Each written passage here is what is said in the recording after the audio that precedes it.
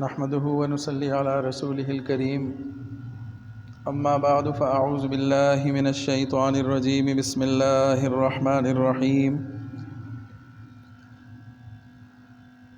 وإذ جعلنا البيت مثابة للناس وأمنا واتخذوا من مقام إبراهيم مصلى وعهدنا إلى إبراهيم وإسماعيل أن طهرا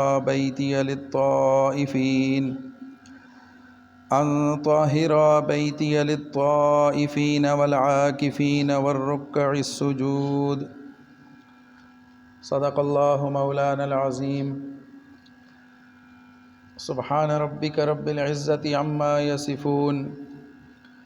وسلام على المرسلين والحمد للہ رب العالمین۔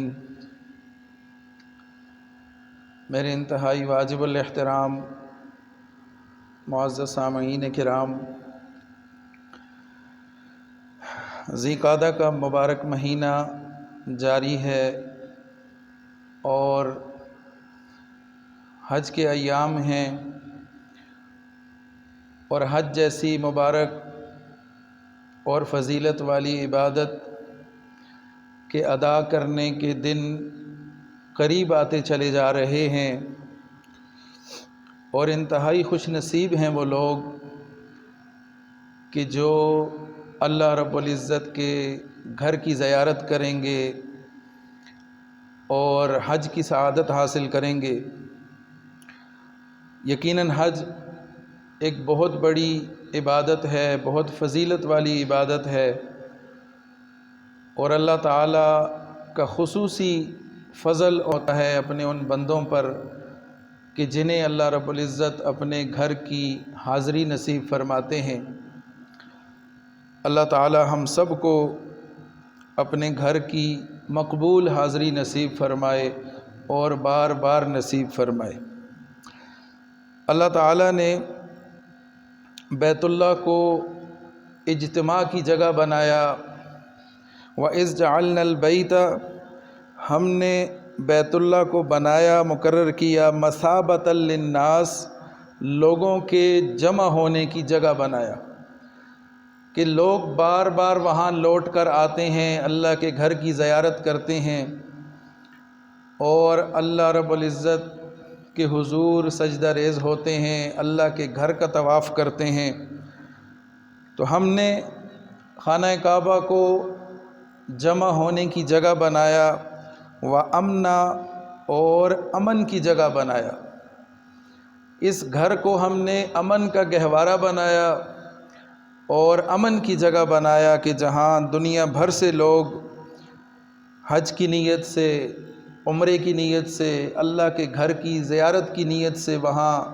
پہنچتے ہیں، اپنی آنکھوں کو ٹھنڈا کرتے ہیں اور اللہ کے حضور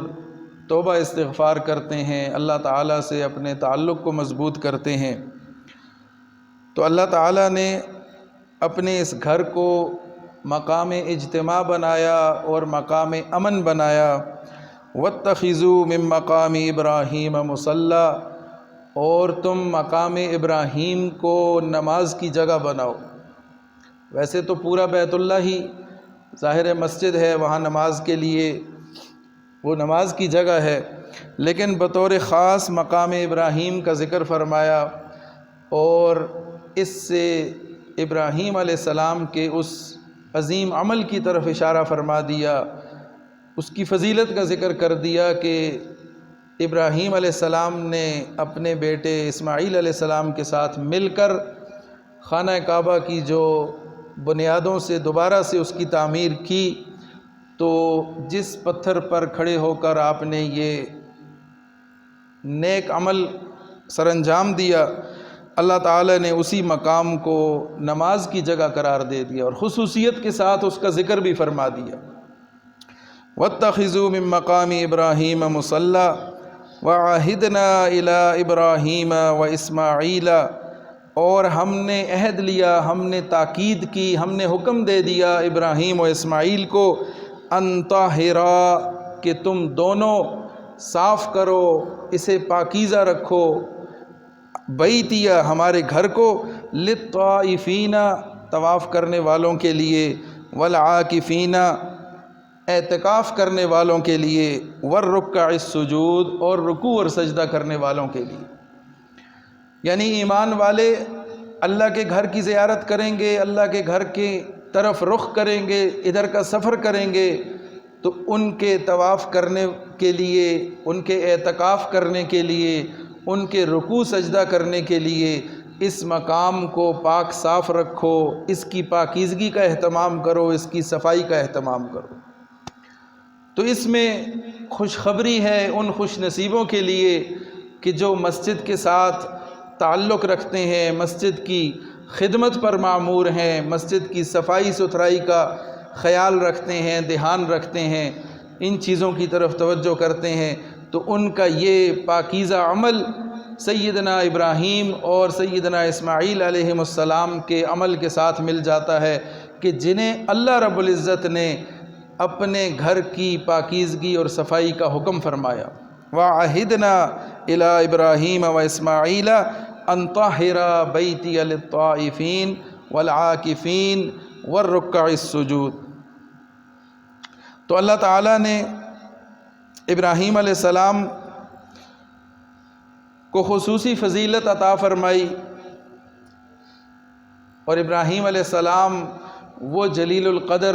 نبی ہیں کہ جن کے بعد تمام انبیاء انہی کی اولاد میں سے آئے۔ ابراہیم علیہ السلام کے بعد جتنے بھی انبیاء دنیا میں مبعوث ہوئے وہ سارے کے سارے ابراہیم علیہ السلام کی اولاد میں سے ہی تھے،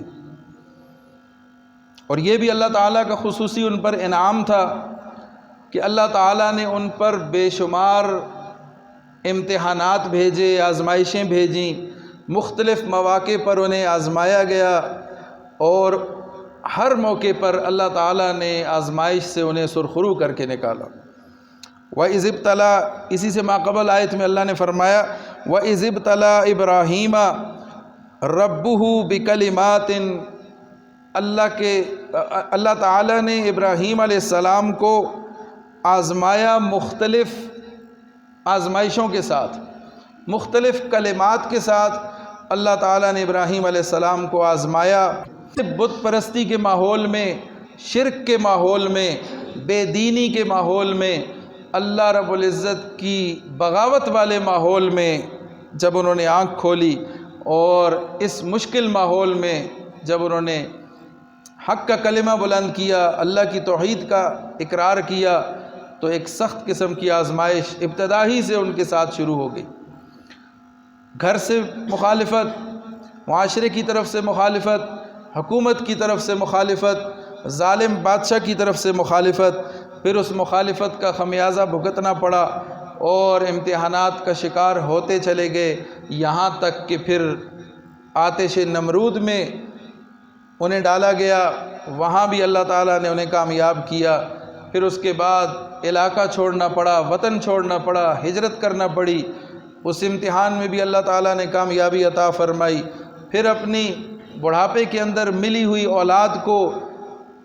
بے آب و گیاہ وادی کے اندر اللہ کے حکم سے چھوڑ آنا، یہ ایک بہت بڑی آزمائش تھی، اس میں بھی اللہ تعالیٰ نے انہیں سرخرو فرمایا۔ پھر اس اولاد کو اللہ کے نام پر قربان کر دینے کا جب حکم آیا، یہ آزمائش ملی، تو اس آزمائش میں بھی اللہ تعالیٰ نے انہیں سرخرو فرمایا۔ اور پھر ایک امتحان یہ آیا، ایک کام ان کے ذمے یہ بھی لگا کہ اب بیت اللہ کی تعمیر کرنی ہے، تو اللہ تعالیٰ کے دیے ہوئے اس حکم کو اور اس امتحان کو بھی انہوں نے کامیابی سے پورا کیا، اور ابراہیم علیہ السلام اور اسماعیل علیہ السلام نے مل کر اللہ رب العزت کے گھر کی بنیاد دوبارہ سے اٹھائی، اور اس گھر کو تیار کیا، اس کی بنیاد رکھی، اسے بنایا۔ تو ابراہیم علیہ السلام کو اللہ تعالیٰ نے مختلف آزمائشوں کا شکار کیا،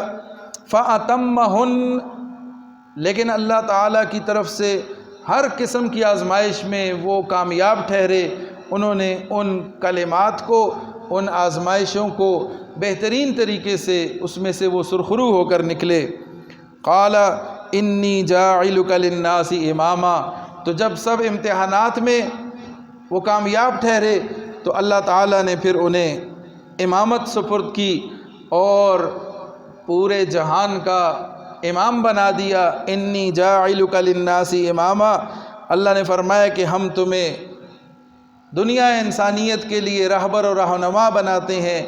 تمہیں امامت عطا فرماتے ہیں۔ تو فرمانے لگے کہ قال ومن ذریتی، اپنی اولاد کے بارے میں سوال کیا کہ کیا میری اولاد میں سے بھی اسی طرح امام ہوں گے، رہبر ہوں گے، رہنما ہوں گے، نیک لوگ ہوں گے، قیادت کرنے والے ہوں گے؟ تو اللہ تعالیٰ نے اس کا جواب ارشاد فرمایا، قال لا ینال عہد الظالمین، کہ آپ کی اولاد میں سے بھی ہم مقام دیں گے، امامت دیں گے، قیادت دیں گے، نبوت دیں گے، لیکن یاد رکھیں لا ینال عہد الظالمین، ظالموں کے لیے ہماری طرف سے کوئی وعدہ نہیں ہے، ظالموں کے لیے کوئی رعایت نہیں ہے۔ تو معلوم یہ ہوا کہ آپ کی اولاد میں سے بھی اگر کوئی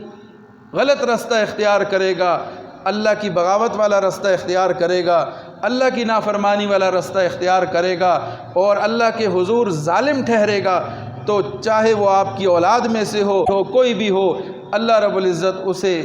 کسی طرح سے بھی قیادت نہیں دیں گے، امامت نہیں دیں گے، رہبری نہیں دیں گے، کامیابی نہیں عطا فرمائیں گے۔ قال لا ینال عہد الظالمین، ظالموں کے لیے پھر ہمارا کوئی وعدہ نہیں ہے۔ ہاں، آپ کے نقش قدم پر چلنے والوں کے لیے، آپ کی راہ اختیار کرنے والوں کے لیے، اللہ کے احکامات کو ماننے والوں کے لیے ہمارا وعدہ ہے، ہم انہیں دنیا میں کامیابی بھی دیں گے، اقتدار بھی دیں گے، حکومت بھی دیں گے اور انہیں سرخرو بھی کریں گے۔ لیکن جو آپ کے رستے سے ہٹ کے چلے گا، جو ظلم اختیار کرے گا، ظلم کا راستہ اختیار کرے گا، شیطان کی پیروی کرے گا، تو پھر لا ینال عہد الظالمین، ظالموں کے لیے ہمارا کوئی وعدہ نہیں ہے۔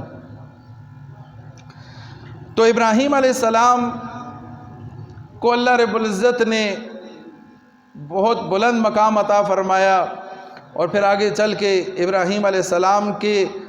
مختلف امتحانات اور آپ کی زندگی کے مختلف اعمال اور آپ کے گھر والوں کے مختلف اعمال، ان سب کو جمع کر کے اللہ رب العزت نے عبادت بنا دیا اور حج کا حصہ قرار دے دیا۔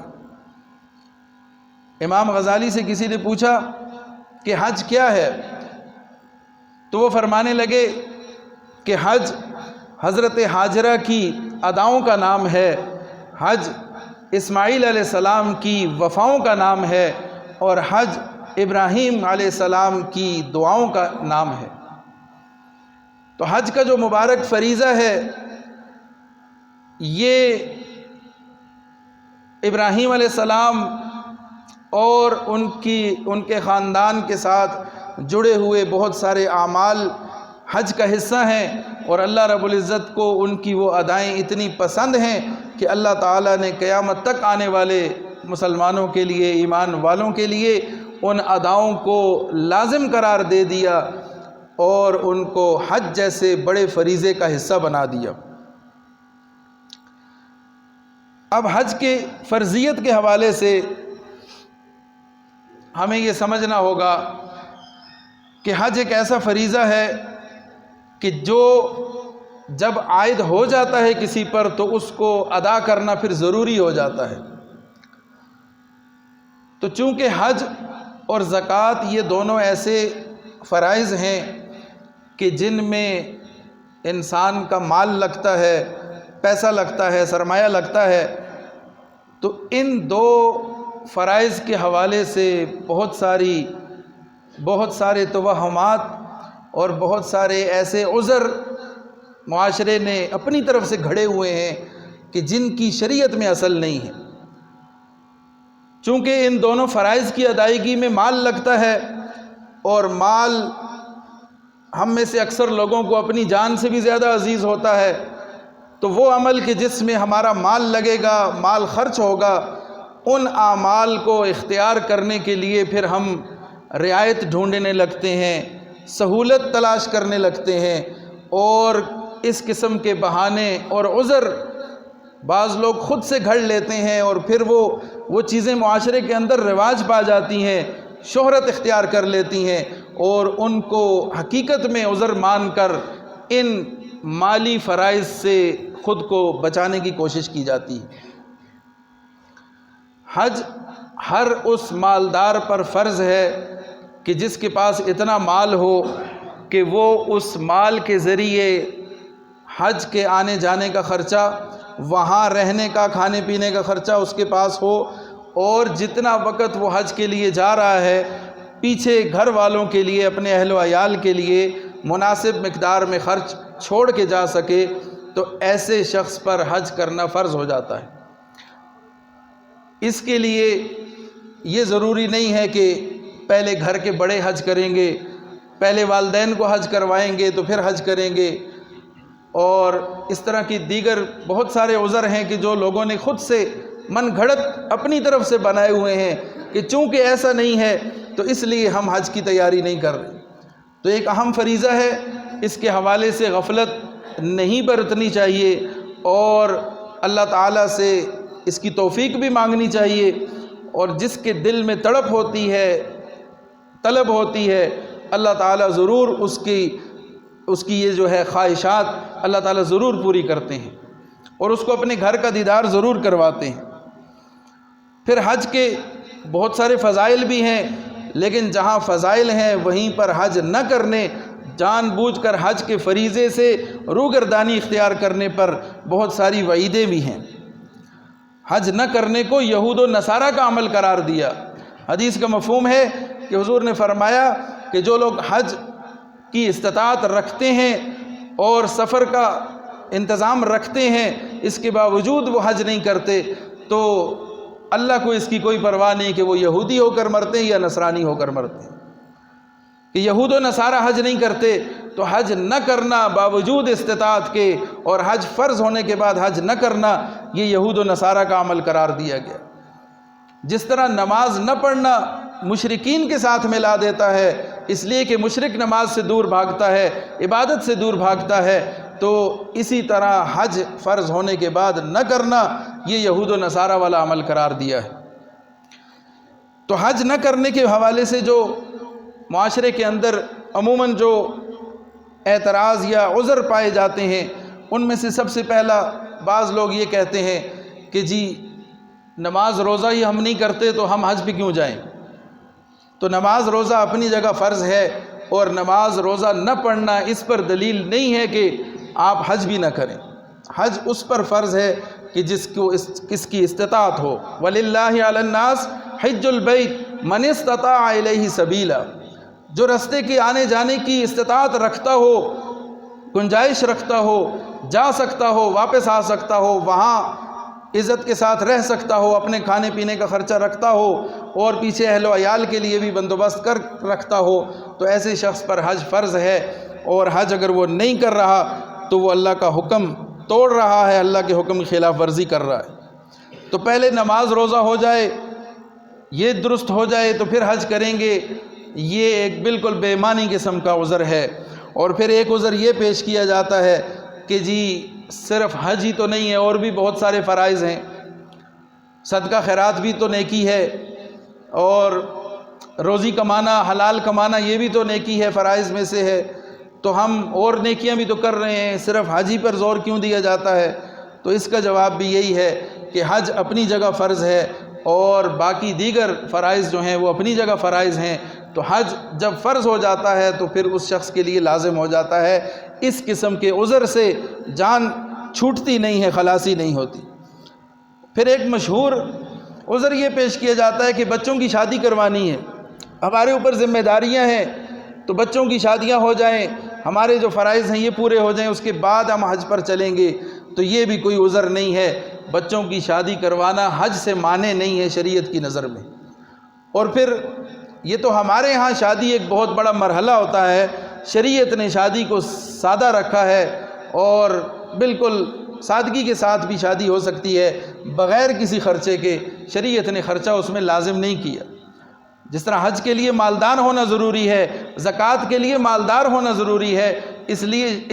اسی طرح شادی کے لیے ہرگز بھی مالدار ہونا یا بہت بڑی سرمایہ کا لگانا ضروری نہیں ہے۔ تو بچوں کی شادی ہو جائے اس کے بعد حج کریں گے، یہ بھی بے معنی عذر ہے۔ یا یہ کہا جائے کہ والدین کو پہلے حج کروائیں گے یا گھر کے بڑوں نے ابھی حج نہیں کیا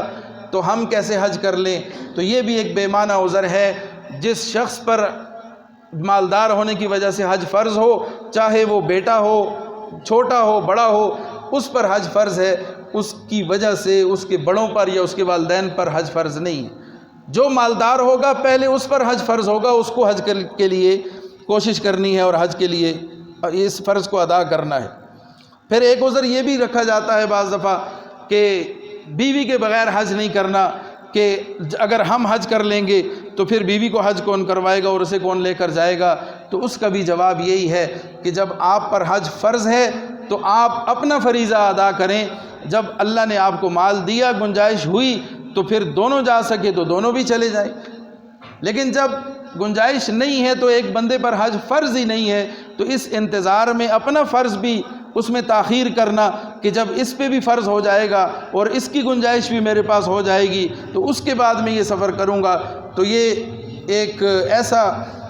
ایسی سستی ہے کہ جس میں نقصان زیادہ ہے اور زندگی کا بھی بھروسہ نہیں ہے۔ تو ہو سکتا ہے کہ وہ فرض کی ادائیگی سے پہلے ہی وہ کسی اور کام میں مصروف ہو جائے یا اس کے لیے جانا ممکن نہ رہے۔ اس لیے اس عذر کی وجہ سے کہ بیوی نے حج نہیں کیا تو میں بھی تب کروں گا کہ جب دونوں کی گنجائش ہوگی، یہ بھی ایک بے معنی عذر ہے۔ پھر ایک عذر یہ کہ بچے ابھی چھوٹے ہیں، تو بچے چھوٹے ہوں یا بڑے ہوں، حج اپنی جگہ فرض ہے۔ یہ کوئی ایسا عذر نہیں ہے کہ جس کی وجہ سے فرض حج کو چھوڑا جائے۔ دنیاوی کاموں کے لیے بھی یا ایمرجنسی حالات میں بھی تو بچوں کا انتظام کیا جاتا ہے، انہیں کسی کے حوالے کر کے اپنے کام کیے جاتے ہیں، تو حج کے لیے بھی اس کا انتظام کر لینا چاہیے۔ یہ عذر بھی کسی طرح معقول بھی نہیں ہے اور قابل قبول بھی نہیں۔ اور پھر ایک عذر یہ بھی ہوتا ہے کہ ہمارے ہاں تو اس قسم کا ماحول ہی نہیں ہے، ہمارے ہاں تو نماز روزے حج کا ماحول نہیں ہے، یہ تو بڑے لوگوں کا کام ہے، نیک لوگوں کا کام ہے، ہمارے ہاں تو دینداری کا ماحول نہیں ہے اور ہم حاجی بن کے کیا کریں گے، نعوذ باللہ اس قسم کے نظریات اور خیالات پائے جاتے ہیں۔ 2016 کے اندر عمرے کے سفر کے دوران ایک شخص جو ہمارے ساتھ ادھر ایبٹ آباد کے ہی تھے، پرانی بات ہے، ان کا مجھے ابھی نام بھی یاد نہیں، غیبت کے زمرے میں نہیں آئے گا، عبرت کے لیے عرض کر رہا ہوں، سمجھانے کے لیے۔ وہ ہمارے ساتھ تھے ہوٹل میں، تو ایک دن ان سے بات ہو رہی تھی تو پوچھا کہ آپ، وہ میاں بیوی دونوں آئے ہوئے تھے، تو وہ کہنے لگے کہ میں نے پوچھا کس ایئر لائن سے آئے، کیسی فلائٹ کا کیا آپ کا انتظام ہے؟ تو کہنے لگے ہم اس فلائٹ سے آئے کہ جس میں آتے ہوئے ہمارا 1 گھنٹے کا سٹے تھا دبئی میں اور واپسی پہ ہمارا 7 گھنٹے کا سٹے ہے، پھر ہماری وہ جو دوسری فلائٹ ہوتی ہے وایا دوسرے علاقے سے جب ہو کے جاتے ہیں، تو پھر خود ہی کہنے لگے کہ یہ میں نے اپنی مرضی سے یہ فلائٹ رکھوائی۔ اب وجہ سن کے آپ بھی حیران ہوں گے، میں تو آج تک حیران ہوں۔ وہ کہنے لگے کہ میں نے سوچا کہ عمرے پہ جائیں گے، وہاں نماز اور نیکی کا ماحول ہے، تو واپسی پہ پھر ہم دبئی جب 7 گھنٹے رکیں گے اور وہاں کا ماحول دیکھیں گے، گھومیں گے پھریں گے،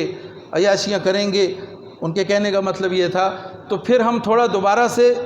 اپنی سابقہ حالت پہ بحال ہو کے، تھوڑے نارمل ہو کے پھر اپنے گھر جانا چاہتے ہیں۔ یعنی وہ یہ کہنے لگے کہ کہیں ایسا نہ ہو عمرے کا ہم پہ زیادہ رنگ چڑھ جائے اور ہم کوئی بہت زیادہ نیک ہو جائیں اور تقوی والی کیفیت لے کر ہم کیسے واپس جائیں گے، تو ہم تھوڑے نارمل ہو کے پھر واپس اپنے علاقے کو اسی پرانی کیفیت میں ہو کے جانا چاہتے ہیں۔ اور پھر ایک عذر یہ پیش کیا جاتا ہے کہ گناہوں میں مبتلا ہونے کا خوف ہے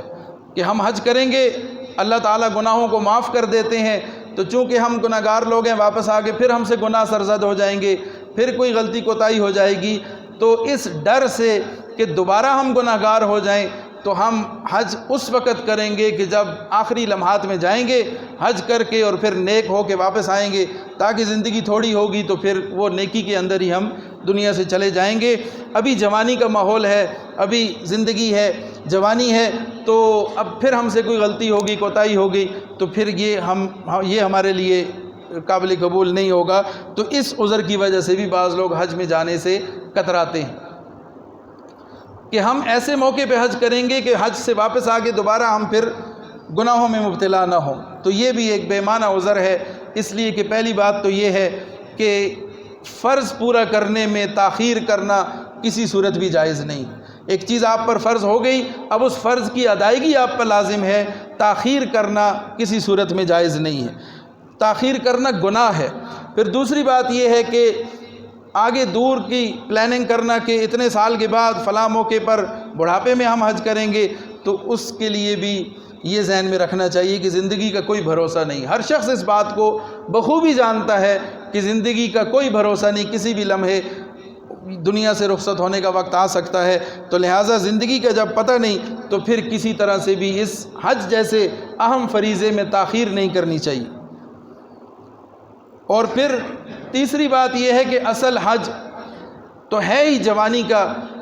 صحت مند ہونے کی حالت میں جو عبادت کی جاتی ہے، خصوصاً جو حج کیا جاتا ہے وہ اصل حج ہے، اس لیے کہ حج مشقت والی عبادت ہے۔ تو جتنا جو صحت مند ہوگا وہ اتنا بہتر طریقے سے حج کی ادائیگی کر سکے گا، اور جتنا بوڑھا ہوگا، جتنا کمزور ہوگا، اس کے حج کی ادائیگی میں بھی اتنا ہی ضعف آئے گا۔ تو اصل حج جو ہے، بلکہ ہر عبادت کو اگر دیکھا جائے تو اصل عبادت جوانی ہی کی عبادت ہے کہ در جوانی توبہ کردن شیوہ پیغمبری است۔ جوانی کے دوران جو توبہ کی جاتی ہے، جو عبادت کی جاتی ہے، جو اللہ کے ساتھ اپنا تعلق بنایا جاتا ہے، وہ اصل تعلق ہے۔ اور یہ پیغمبروں کا شیوہ، ان کا انداز ہے کہ وہ جوانی کے اندر عبادت میں وقت گزارتے ہیں۔ در جوانی توبہ کردن شیوہ پیغمبری است، وقت پیری گرگ ظالم می شود پرہیزگار۔ پیری کے وقت، بڑھاپے کے وقت گرگ ظالم یعنی ظالم بھیڑیا وہ بھی پرہیزگار بن جاتا ہے۔ تو بوڑھے ہو کے عبادت کریں گے، بوڑھے ہو کے حج کریں گے، جب عمر ڈھل جائے گی، جب سارے کام نمٹ جائیں گے، جب ساری خرمستیاں ہم کر چکے ہوں گے، اور جب ساری عیاشیاں اور بدماشیاں ہم کر گزریں گے، اس کے بعد ہم نیک بننے کی کوشش کریں گے، اور اس کے بعد ہم حج کی طرف توجہ کریں گے۔ تو یہ ایسا ہی ہے کہ جیسے بڑھاپے میں ایک بوڑھا بھیڑیا وہ تقوی اختیار کر لے، وہ پرہیزگار بن جائے اور نیک نظر آنے لگے، یہ ایسا ہی ہے۔ تو اس لیے زندگی کے جو لمحات میسر ہیں انہیں اللہ کی یاد میں لگایا جائے، اور خصوصاً حج کا دل سے ارادہ کیا جائے اور اللہ سے حج کی توفیق مانگی جائے۔ حدیث میں فرمایا، مفہوم ہے کہ جو حج کا ارادہ کرے اس کو چاہیے کہ جلدی کرے، اس پر جلدی کرنا لازم ہے، اس لیے کہ کبھی آدمی بیمار ہو جاتا ہے یا کوئی اور حاجت پیش آ جاتی ہے۔ حالات ہر وقت ایک جیسے نہیں رہتے، واقعات ہر وقت موافق نہیں رہتے، کبھی حالات بدل بھی جاتے ہیں۔ چند سال پہلے کرونا کی وجہ سے حج روک دیا گیا تھا، جانے پہ پابندی تھی۔ اس طرح سے بہت سارے ایسے مواقع تاریخ میں گزرے ہیں کہ حج کرنا ناممکن ہو گیا، حج کا سفر کرنا مشکل ہو گیا، حج کا سفر کرنا وہ دسترس سے باہر ہو گیا۔ تو اس لیے فرمایا جو حج کا ارادہ کرے اسے چاہیے کہ جلدی کرے۔ پھر ایک حدیث کا مفہوم ہے، فرض حج میں جلدی کرو، نہ معلوم کیا بات پیش آ جائے۔ اور اسی طرح ایک روایت میں فرمایا حج نکاح سے بھی مقدم ہے۔ اور ایک روایت کا مفہوم ہے کہ حج میں جلدی کرو، کسی کو بعد کی کیا خبر، کوئی مرض پیش آ جائے یا کوئی اور ضرورت لاحق ہو جائے۔ تو بعد کے حالات کا یقینی طور پر کوئی کچھ نہیں کہہ سکتا، اس لیے جو وقت میسر ہو، جو مال میسر ہو، جب وہ اس مقدار کو پہنچ جائے کہ حج کی ادائیگی ممکن ہو، تو پھر سب سے پہلے حج کے لیے اپنا نام داخل کروانا اور پھر اللہ سے مانگنا۔ طلب پر اللہ تعالیٰ کی طرف سے فیصلے ہوتے ہیں۔ انسان کے دل میں تڑپ ہو، طلب ہو تو اللہ تعالیٰ ضرور اپنے گھر کی حاضری بھی نصیب کرتے ہیں اور اپنے گھر بلاتے بھی ہیں، لیکن دل میں تڑپ نہ ہو، خواہش نہ ہو، طلب نہ ہو، تو پھر بے طلبوں کے لیے اللہ تعالیٰ کی طرف سے ان کے لیے پھر کوئی ایسا فیصلہ نہیں۔ لا ینال عہد الظالمین، ابراہیم علیہ السلام نے اپنی اولاد کے حق میں دعا کی، وَمِن ذُرِّيَّتِي، اے اللہ آپ نے مجھے تو امامت دے دی، کیا میری اولاد کے لیے بھی ہے؟ تو اللہ تعالیٰ نے یہی جواب فرمایا، لا ینال عہد الظالمین، ظالموں کے لیے کوئی رعایت نہیں ہے، ظالموں کے لیے کوئی سہولت نہیں ہے۔ ہاں آپ کی راہ اختیار کرنے والوں کے لیے اور نیکی اور تقوی اختیار کرنے والوں کے لیے امامت بھی ہے، کامیابی بھی ہے۔ دنیا و آخرت کی بھلائیاں بھی ہیں۔ تو اللہ تعالی ہمیں نیکی کو اور تقوی نصیب فرمائے، نیکی کی راہ پر چلنے کی توفیق عطا فرمائے، اور حج جیسے مبارک عمل کو اللہ تعالی ہمیں اس کے لیے قبول فرمائے۔ اللہ تعالی ہم سب کو اپنے گھر کی مقبول حاضری نصیب فرمائے، اور جو لوگ اللہ کے گھر کے لیے کی زیارت کے لیے جا رہے ہیں، حج کا ارادہ ہے اور حج کے سفر کی تیاری ہے، اللہ تعالیٰ ان سب کے لیے آسانی کا معاملہ فرمائے، ان کے حج کو بھی اللہ تعالیٰ قبول و منظور فرمائے، اور ہمارے اور پوری امت مسلمہ کے حق میں ان کی دعاؤں کو بھی اللہ تعالیٰ قبول و منظور فرمائے۔ وآخر دعوانا ان الحمد للہ رب العالمین۔